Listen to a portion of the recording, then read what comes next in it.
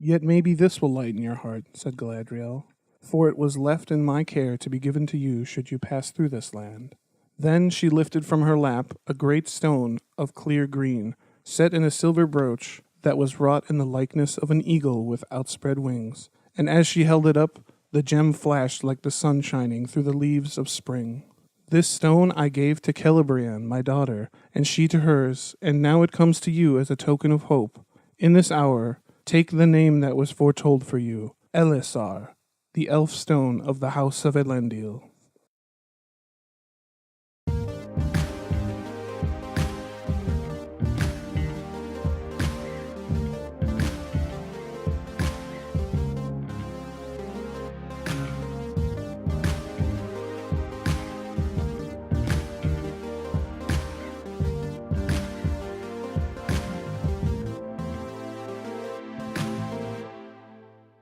Welcome back, guys. What is up? This is Keep on Tolkien. I'm Danny J. This is Joel N. Welcome back to our part 2 about Aragorn, Friggin' Gorn. also known as Elessar. Elessar.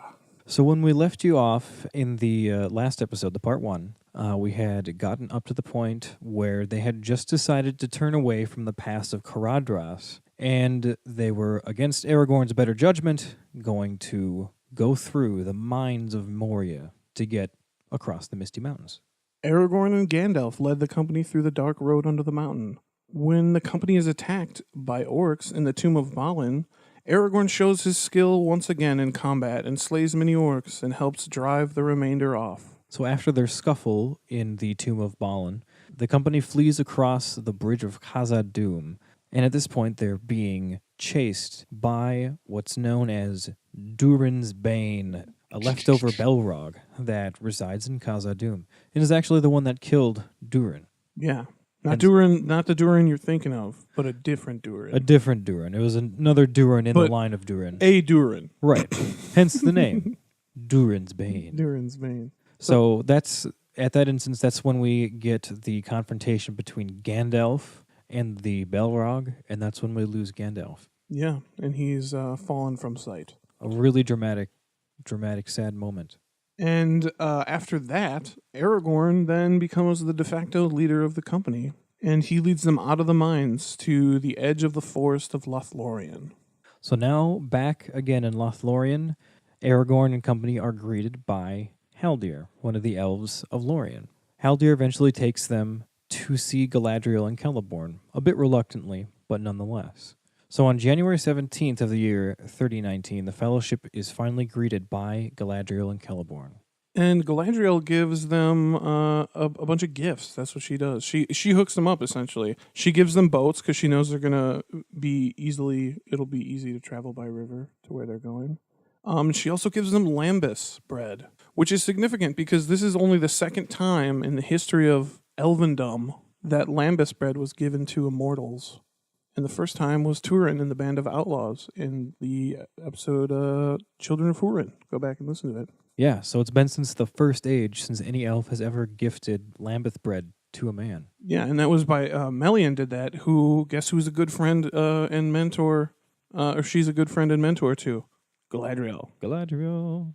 Yeah, I could see a lot of similarities between Galadriel and Melian. Yeah, for sure. Yeah, they hung out together a lot. That was how she met Celeborn. Galadriel is kind of the Melian of the Third Age. Yeah, she is, yeah. And she gives each of the company a special gift. Unique to each person. Unique to each person. And she gives the gift to Aragorn, the Elfstone, which is what we were reading about in the excerpt in the beginning. It's a green gem that was made in Valinor, and it contains the light of the sun. And you look at old things through it, and they look new again. The stone was brought to Middle-earth by Olorin, who we know better as Gandalf. And that was a token given to from the Valar to the people of Middle-earth to say, hey, we haven't forgot you, and we remember your struggle. I actually had no idea that Gandalf had brought that gem over. Yeah, neither did I. That was one of the things I learned. Yeah, apparently there was a prophecy that was made too. Yeah, you want to read it? Go ahead. Yeah, so when Gandalf actually gives this Elfstone to Galadriel, he prophesizes about it. There's a little excerpt about what Gandalf says. It is not for you to possess. you shall hand it on when the time comes. For before you grow weary, and at last forsake Middle-earth, one shall come who is to receive it, and his name shall be that of the stone. Elessar he shall be called. So Gandalf blatantly predicts Aragorn's arrival to Lorien. Yeah. Wise as fuck. And that's when Aragorn takes on the name Elessar from there on out. From there on out. It's really appropriate for him anyway. And he wears that gem, and people, remember him by it. They're like, that's the Elfstone guy. The Elfstone guy. The Elfstone guy. Oh, yeah. So after going down the River Anduin, even though Aragorn's original plan was to go to Minas Tirith with Boromir, he changed his mind and he decided he needed to go to Mordor with Frodo, especially after the loss of Gandalf. Because Gandalf was ultimately their guide, and with Gandalf in the picture, he very well could have just gone over to Minas Tirith and dealt with that. But now with Gandalf gone, he decided he needed to accompany Frodo. So as the company travels downriver, they eventually make it to Argonath. Oh, yeah, the Argonath is so cool. The Argonath is two giant stone... it's near the Falls of Rauros, and they're two giant statues of Isildur and Anarion. And there's a cool moment when they're floating past them that everyone notices a change come over Aragorn, and he looks tall and kingly, and he's looking at the ancient men of Numenor, and he's like, those are my forefathers. Yeah, it's pretty cool. So while they reside at Argonath, this is when the breaking of the Fellowship happens. Yeah, they decide to camp near Amun Hen, which is another watchtower of the Southern Kingdom. And they camp there on February 26th, 3019. And this is where the Fellowship tries to decide where they should go next. Originally, they had planned on more or less splitting up here, but they don't feel they can do that now without Gandalf. So they've got some deciding to do. While they're deciding, this is when Frodo slips away into the woods and where he has his confrontation with Boromir. Boromir tries to take the ring. Frodo puts on the ring and runs away. And that's when Frodo decides that he's going to go to Mordor alone because he doesn't want the ring to corrupt any of the Fellowship like it did Boromir. Yeah, he figures it'll just like a disease just work its way through the Fellowship, corrupting them one by one. And it pretty much started, would. Yeah, it pretty much it would. would. And it did so to him over long term anyway. Mm-hmm. By the time as he made we it, talked about, Frodo fails. Yeah, in the end, Frodo fails. And nothing would have happened and everyone would have lost if Gollum By chance, wouldn't hadn't tackled Frodo down and... Yeah, anyway. Yeah, Frodo was a failure. Damn. So the company is completely scattered when they try to search for Frodo. They split up looking for him, and then that's when they also get assailed by Uruk-hai from Isengard. Not a good time to be split up. No, yeah. As soon as they notice that Frodo's missing, the hobbits freak out and they just scatter off in the directions. Aragorn's like, no, come back here. And they're just like, fuck you, Aragorn. And they just run off looking for Frodo. Yeah, this is a really, really low point for Aragorn. He's been having a really rough time since Gandalf died because he doesn't know what to do. Mm-hmm. And he knows that he's got to carry this on, but he's not sure exactly what Gandalf had intended on in the future and what he should do now without him. And by the time they camped here, he was so stressed out. And then when everyone went running off in different directions, he's like, I don't even know how this day could get any worse. Yeah, and also one of the things that I think that was weighing on his mind a lot was like he hasn't told Boromir yet that he's not coming to Minas Tirith anymore. Right. Oh, that's right. Because he had decided not to go to Minas Tirith but go to Mordor, but hadn't actually told Boromir yet. Yeah. Well, he said he'll go to Minas Tirith if Frodo agrees to go there too, but if Frodo refuses, he won't go. So that was, and he pretty much knew that Frodo didn't want to go to Minas Tirith. Right. So yeah, the company's completely scattered. Frodo and Sam slip across the river. Boromir kills a shitload of orcs. Yeah, wasn't there like 20 orcs around him? Yeah, just around him. Just and 20 corpses. Yeah. So he is mortally wounded by many arrows. He was trying to save Pippin and Merry, but they were both captured by the Uruk-hai, alas. Aragorn finally arrives. It's too late. Boromir's up against the base of a tree, and he's dying now from those arrows. There's a cool part when they're fighting all the orcs, and they hear boo, boo, and they're like, oh shit, Boromir's in trouble. And then they go try to find him. And while he's dying, he tells Aragorn about how he tried to take the ring from Frodo, and he apologizes for it, and then he dies shortly after. Aragorn doesn't tell the rest of the Fellowship what Boromir said. Yeah, he keeps it to himself. I don't know if he ever did. Yeah, I'm think not sure only either. Frodo and Aragorn know that happened. And Frodo doesn't tell people that willy-nilly either. Because it's sad, man, because Boromir is a good friend of theirs, and like he had one moment of weakness, and he paid for it. Right. Yeah. So there's a really lovely but very sad scene where Aragorn, Gimli, and Legolas put Boromir in one of the boats with his broken sword and his horn, and all of the swords from all the people he's killed, Yeah, that's right. all of their weapons piled under his feet. And it was a big pile of shit Yeah. because he killed a lot of people. It was badass. Mm-hmm. But then they sent him out on the boat and sent him over the falls of Rhoros because they didn't want to leave his body to get desecrated. Defiled by orcs, They didn't yeah. have time to bury it or do anything with it, and they're like, let's just give it to the Anduin and let the Anduin take him peacefully to the sea. Yeah. And this is one of the times when you see kind of how sensitive Aragorn is, and he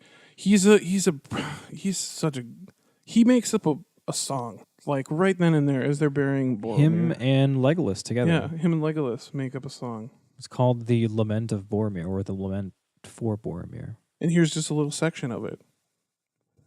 From the gate of kings the north wind rides, and past the roaring falls, and clear and cold about the tower its loud horn calls. What news from the north, O mighty wind, do you bring me today? What news of Boromir the bold, for he is long away. Beneath Amun Hen I heard his cry. There many foes he fought. His cloven shield, his broken sword, they do the water brought. His head so proud, his face so fair, his limbs they laid to rest. And Rhoros, golden Rhoros falls, bore him upon its breast. O Boromir, the tower of guard, shall ever northward gaze, to Rhoros, to golden Rhoros falls, until the end of days. It's a really sad song. Yeah, it's a little... Could you just imagine this, Joel? Like, me and you, right? We're like out doing something, right? And we're assailed by orcs, right? And they murder me just on the spot, right? Mm-hmm. Could you make up a song about me within 10 minutes? No. I couldn't I either. wish I had that ability. I've thought about that often, especially looking at the Lament of Boromir. Yeah, if one of your friends died, could you make a song about him within like 10 minutes? Like, that's what they do. One of my favorite I don't want to say versions of the song, but one of my favorite versions of people putting this into song is Robert Inglis, the guy who did the audiobooks. For, the Lord of the Rings. He did when he did the Lament, because he was an actor. Mm-hmm. That's why they took him on to do the audiobook. So he came up with his own musical tunes for all of the actual songs, Mm-hmm. and he sang them himself. Yeah. And he did a really good job on the Lament of Boromir. It made me super sad. Yeah, it's a sad Like part when I of was the book. listening through the audiobooks for the first time, and it got to that point, and Boromir had died, and everyone's sad, and they're sending him in a boat over the waterfall, and then they just start singing this really sad song. Oh, it made me real tingly. Yeah. He does a really good delivery of it. You guys should check it out on Yeah. YouTube or something. Yeah, check out those audiobooks, guys. They're really great. Now we get to the point known as the Three Hunters. And that's when Aragorn learns that Frodo and Sam have crossed the river.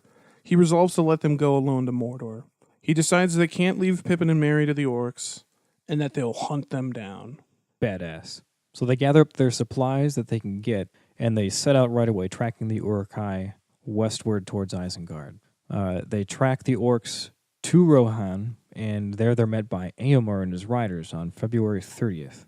Éomer gives Aragorn the name Wingfoot because they've had a hell of a run so far. Yeah. It's like a record time run. Yeah. They went all the way from Amun Hen to Rohan, where they meet Éomer in 4 days. Yeah, it's crazy. They've totally just been beating themselves making this all-out marathon. Yeah, and they got a dwarf with them. Right. How much faster could they have gone without the dwarf? I don't know. An little elephant, legs, man. Little legs. Wow. I mean, that's just a fact. Things with little legs can't run as fast. Is that a fact? That is a fact, sir. I haven't- Humanoid creatures with shorter legs can't run as fast as there's a creatures point with where longer legs. they talk about how good of sprinters dwarves are. Oh, I'm so, sure. Yeah. We dwarves are natural sprinters. Very dangerous over short distances. Yeah. They'd be good at baseball, not soccer. That's what they're saying, right? I mean, I don't know. What if they were like sweeper in soccer? They could just like jet back and forth real fast. They Well, could I'm play just some saying good that defense. baseball's the sprinter's game. Like, Yeah, you I only really suppose. run when you have to. That's why baseball's great. You only run when you have to. And you run fast. You have to run as fast as you can. Anyway, Yeah. enough about baseball. Let's get back to the Lord of the Rings. So this is when they have their encounter with Éomer, when they just entered Rohan, and Éomer tells them that they slaughtered the entire band of orcs in the night, and they didn't see any hobbits with them. Aragorn goes over to the mound of burnt orc carcasses, and he ends up finding their trail and follows Merry and Pippin's trail. Because he's that good. He can into lead. Fangorn. He can find a trail of hobbits out of a battle and a funeral pyre, essentially. Yeah. Yeah. That's how good he is. He is the Dúnedain. He is the Dúnedain. Chieftain of the Rangers. And this is when we enter Fangorn Forest. I really like Fangorn. I don't know what it is. Yeah, Fangorn's dope. I like it. So this is when the Broken Fellowship just kind of stumbles into Fangorn, and they meet Gandalf for the first time since Moria. Oh. They think he's been dead this whole time, and all of a sudden now, March 1st, they meet Gandalf the White. Yeah. This is when Gandalf tells them that the hobbits are safe for now, because they're with Treebeard, and he lets them stay with the Ents. And this is when he urges them to ride with him to Edoras. This is when Gandalf's trying to turn their attention towards the attack that's about to happen on Rohan. Because the hammer will fall first in Rohan. Yeah. That's where Isengard is about to strike. So the Broken Fellowship, the three hunters, they arrive with Gandalf at Edoras the next day. And they're not warmly greeted. No, because at this point we've got the king of Rohan is Theoden, and he's been under some kind of a spell by Sauron. Yeah, where he's been a dick, yeah. He's been like subtly possessed. And there's a cool moment with so he's carrying Andúril at this point, and they're asked to disarm at the doors of Meduseld, and he's like, haha, no. This I'm not leaving my sword with you guys.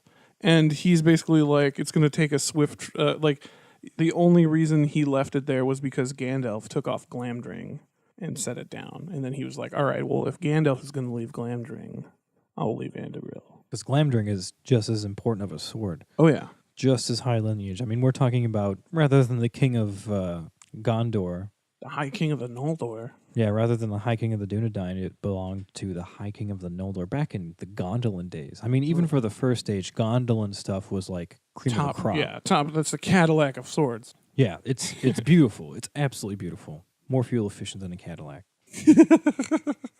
All that juice. I imagine there's some sort of fluid in there that makes them glow, right? Like glow sticks. Just got to shake the sword real quick. You got to shake it. And it lights up. Leave it out in the sun for a while or whatever. So during this encounter, this is when Gandalf breaks a spell that Sauron had placed on Theoden. Theoden returns to his former self and finds that his kingdom is really not doing so well. The forces of Sauron are closing in all around them. So together, Theoden, Gandalf, and Aragorn take counsel together and decide to move the population of Rohan to the fortress known as Helm's Deep. And Gandalf is like, does the Gandalf thing. He's like, I gotta go do something else. I got wizard shit to do. Wizard shit. And it's like, all right, Gandalf. Whatever must you do, Gandalf? Wizard shit. Okay. All right. All right. That's all you got to say. So he goes off to do wizard shit.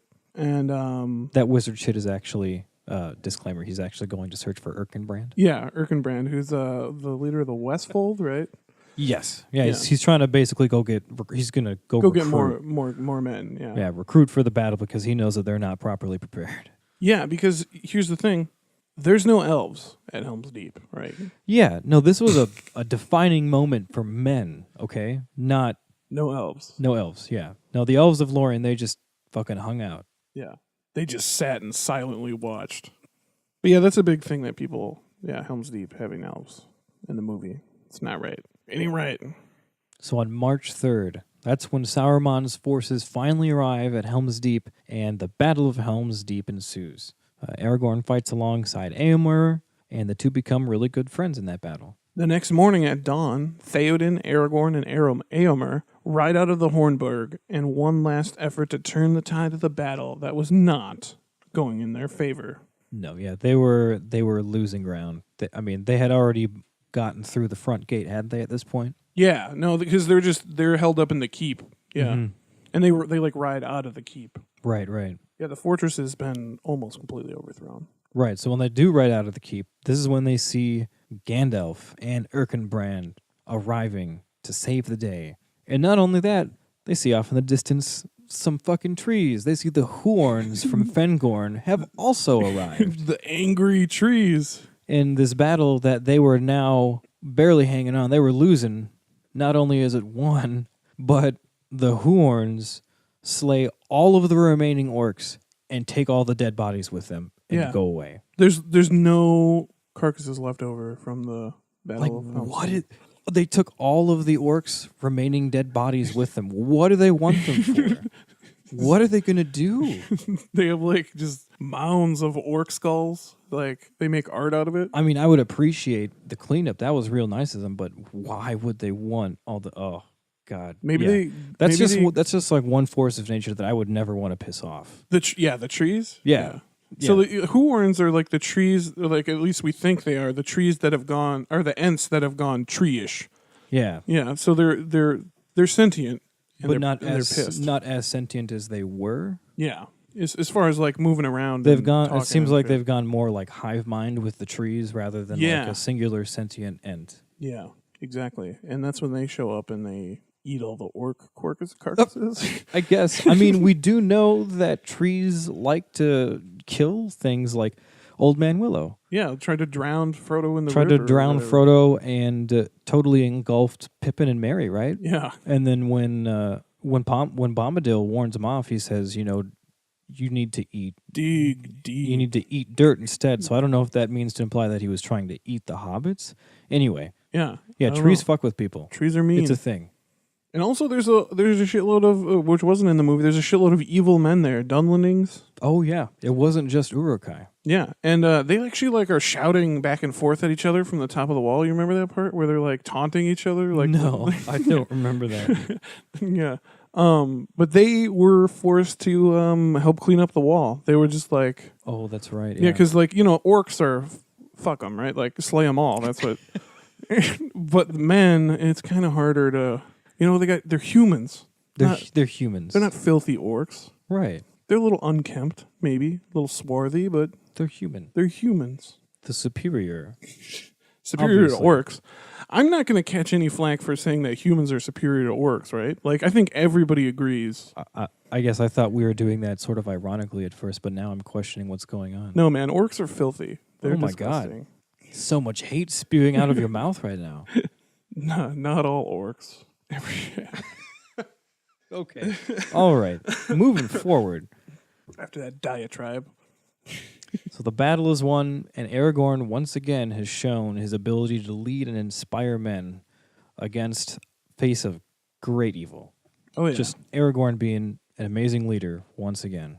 So after this, they ride over to Isengard. Yeah, and they find out that Isengard is in ruins, and it is controlled by the Ents, and it's flooded. Not only did the Ents completely turn the tide and clean up after their battle, but the Ents also already took over Isengard. They're really efficient. And they found out, or who they found when they got there, Pippin and Merry, man. Pippin and Merry had been hanging out with the Ents this whole time. And they were, raiding Saruman's store cupboard, having a good time. Awesome. Getting a little break.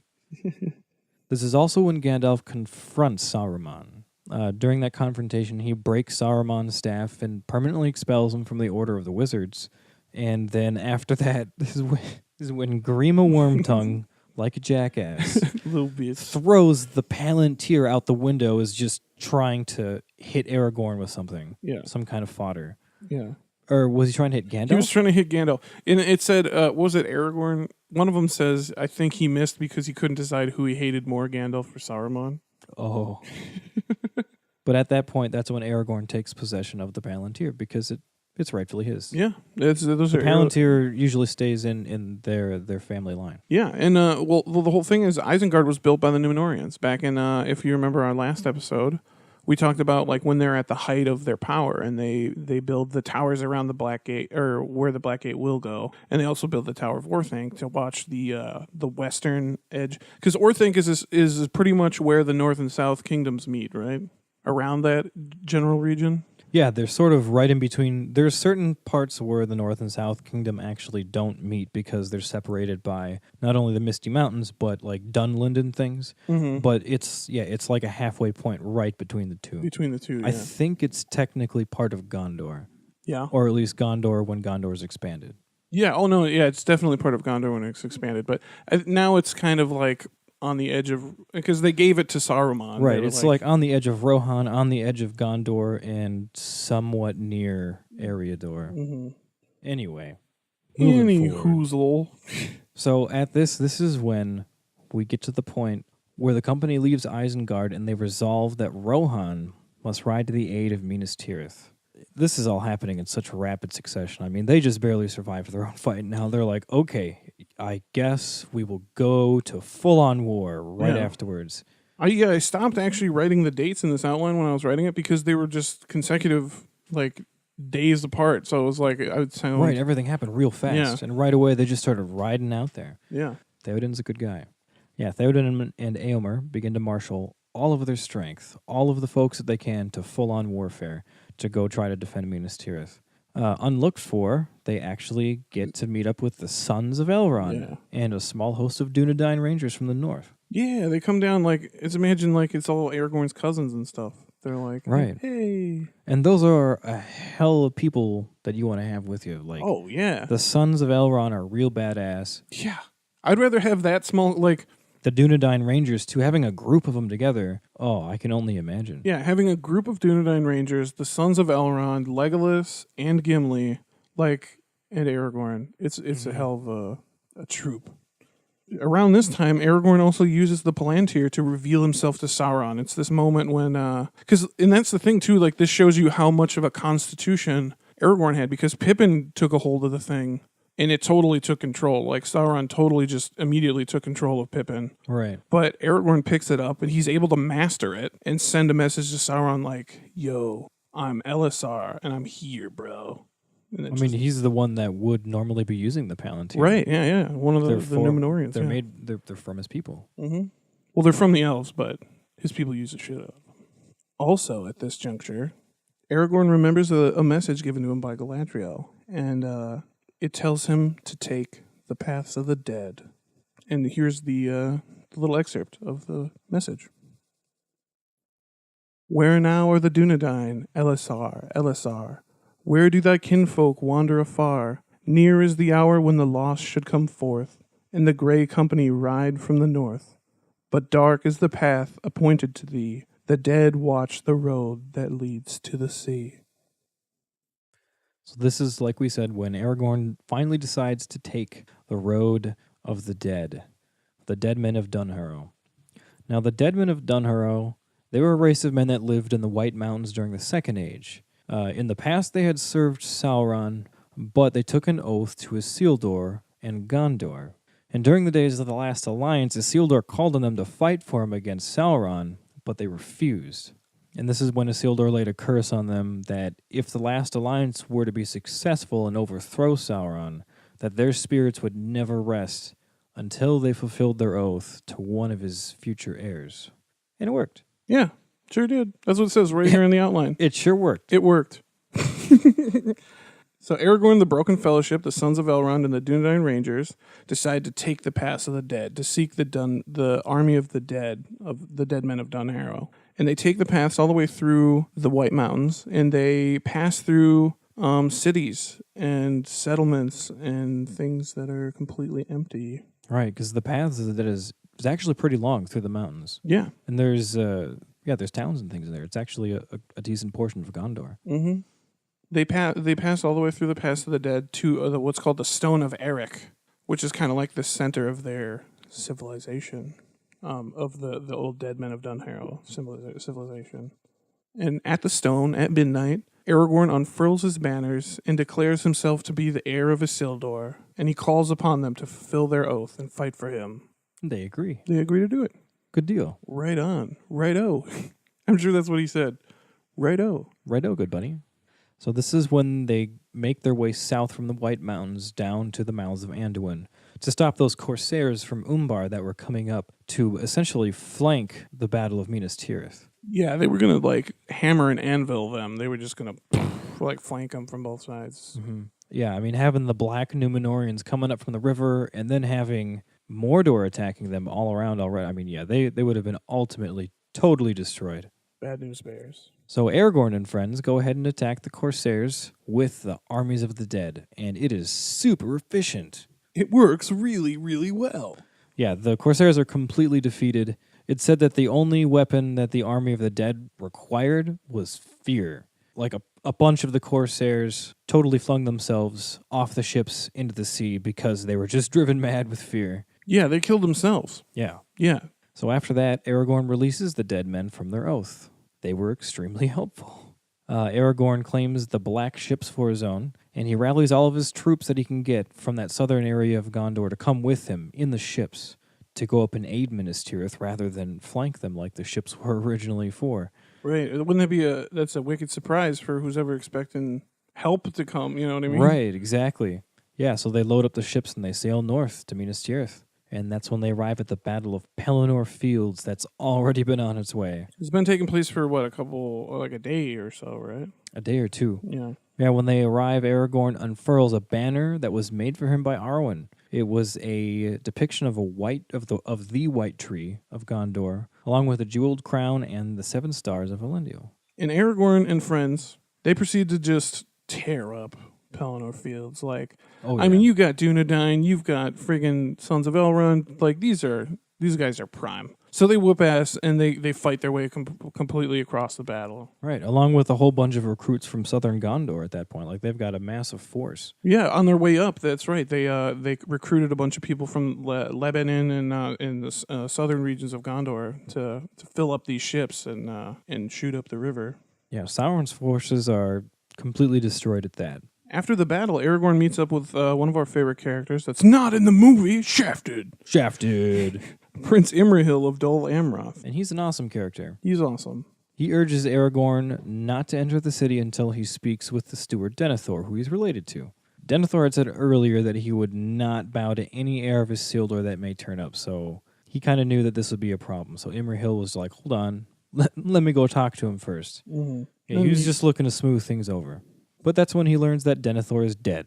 Oh, it turns out Denethor is dead, so you can just come on up. Nobody cares. Yeah, it's all good. It's all good. Yeah, Denethor killed himself. Yeah. So Aragorn goes ahead and enters Minas Tirith. Aragorn goes almost directly to the Houses of Healing. When he enters the city? When he enters the city. And because he knows a lot of people are going to be affected with the Black Breath. Right, because the Nazgul were fighting in that fight, and it was rough. So Aragorn knows that the herb that heals every friggin' ailment. Everything. Ethelas, also known as Kingsfoil. That's a weed. That's a weed. But yeah, he uses Ethelas to heal everybody up. Eowyn, Merry, and a handful of other people that are just infected. And a handful of other people that he just goes around healing people, doesn't he? Yeah, and he goes around healing people. And it's actually said in Gondor that the hands of the king are the hands of a healer. Yeah, there's like an old maid that was working in the Houses the of Healing that recalled that. She's like, I remember back in the day, we used to say that the hands of a king were the hands of a healer. Yeah, I love when he asks for Ethelas. They're like, Ethelas? What's that? He's like, Kingsfoil. And they're like, why would we have any of that around? We don't know. Does it have good properties? And then they send out people to go find Ethelas and bring it back. Mm-hmm. Didn't they get some from the stables or something? Yeah, because somebody was using it for some other unrelated reason. They were reason. Feeding it to the animals. Horses or something. Yeah. We'll have to check that. So while he's going around healing people, the people of Gondor start to basically hail him as a king. Aragorn doesn't accept the crown at first. I mean, he knows that his claim could be challenged. And like we mentioned earlier, he was doing everything he could at this point to make sure that there was not another civil war in Gondor. Right, that's the last thing we need right now. They've got plenty that they have left to deal with. He can't allow things to get messy just yet. So he doesn't accept the crown right away. He decides to symbolically leave the city until his claim can more or less be accepted by the people. Mm-hmm. And so he pulls up in a tent just outside the city. And in this tent, a very important meeting takes place. Yeah, this is a really, really awesome scene. Super serious. Super serious. I love this chapter. It's called The Last Debate. The Last Debate is when what we get called the Captains of the West, and they meet inside this tent outside of Minas Tirith. Captains of the West include, go for it, Joel. Aragorn, Gandalf, Legolas, Gimli, Elladan and Elrohir, the sons of Elrond, Peregrine Took, Éomer, and Prince Imrahil. And if you notice, that's a representative, basically a leader from all the free peoples, like pretty much. Yeah, from like every region of Middle-earth. Yeah. This is essentially another last alliance. Right. On a smaller scale, but still. Yeah, on a smaller scale. Yeah, the purpose of the meeting was so that they could all be there and figure out what their next move against Sauron should be, because Sauron is a threat to everyone at this point. And Gandalf suggests that they march on the Black Gate, because the ring bearer was already in Mordor, and there wasn't really anything else that they could do. Yeah, their hands are tied at that point. Like, they knew that they wouldn't win if they tried to go attack and invade Mordor. Mm-hmm. There were plenty of forces there. Sauron did not go full force when he attacked Minas Tirith. No, that would be stupid of him. Yeah, he had plenty left, and they knew that they would not win in battle. So their only option left was to wait for Frodo and Sam. So they devised this plan. And the plan is, we're going to take a whole bunch of dudes, and we're going to march down to the Black Gate. And we're going to make Sauron answer for his crimes. Essentially. Basically. Gandalf makes sure that everyone knows, too, that this is going to probably kill them all. And he also says that Sauron probably suspects that Aragorn now has control of the ring, so he'll definitely move to try to destroy Aragorn. Right. Yeah, and they know via Faramir that the ring bearer is in Mordor. Mm-hmm. Yeah, so they at least got some confirmation of that. They know that he's there, so they just want to make sure that they give him enough time and space to get to Mount Doom. So they go to distract Sauron and draw his forces. The host of the West marched east toward the Black Gate, and they had a little scuffle. They were ambushed by the Harad Easterlings and Ithilien. But they drive them off, and it says no casualties. So apparently it was fierce, and they were just like, no, you want to ambush us? Fuck you, get out of here. They're already dealing with so much shit at this time. Yeah. Yeah, they were on a mission. And these are some desperate fucking people, too. Like, the host was originally around 10,000, but at a certain crossroads, a lot of them are too afraid to continue. And Aragorn's like, fine, if you aren't going to fight with me, at least go do something useful and go liberate Caer Andros. And they do. And when that force leaves, that leaves us with around 1,000 cavalry troops, 5,000 infantry, and then later on, maybe the Eagles will show up. Who knows? So they went from around 10,000 to around 6,000. That's a pretty big cut. Yeah. Yeah, the battle lasts long enough for the ring to be destroyed. They succeeded. Frodo got to the mountain, and Sauron's forces were either destroyed or just completely fled. They just went nuts when they figured out what was going on. Yeah, they just took off, man. That's pretty much the end of Sauron and the War of the Ring. Right. The Eagles come in, swoop down, pick up Frodo and Sam. Then they bring them back to the Fields of Cormallen, right, where they are honored by the hosts of the West. And this is what pretty much brings us up to when Aragorn finally becomes king. And that happens on May 1st, 3019. And he's crowned the king of the king of Gondor and also the king of Arnor. He's the 26th king of Arnor. It would legitimately take a few years for him to control that region, though. And then he's the 35th king of Gondor and the third high king of both kingdoms. Yeah, and you see the return of the title High King. Right, yeah, we got a high king again, yeah. Aragorn takes the name Elessar that was given to him by Galadriel. He establishes his house, the House of Telcontar.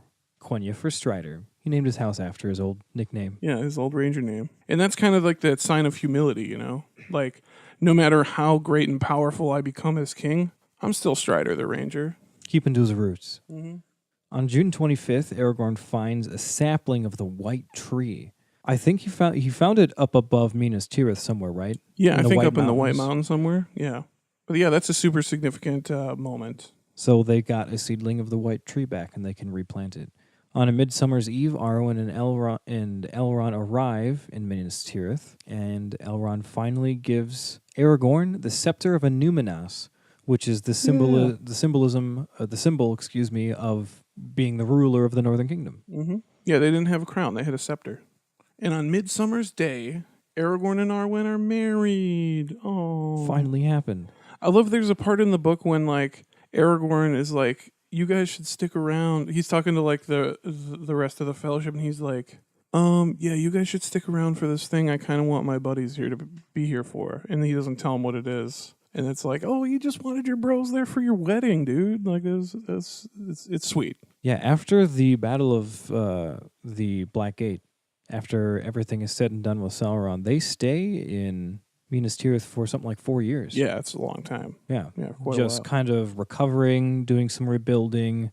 I know Gimli and Legolas both recruit dwarves and elves to come rebuild the city, rebuild which is the really city, cool. And then there's the crowning and the wedding. So there's a lot of stuff going on. There's a lot of celebrating. Yeah.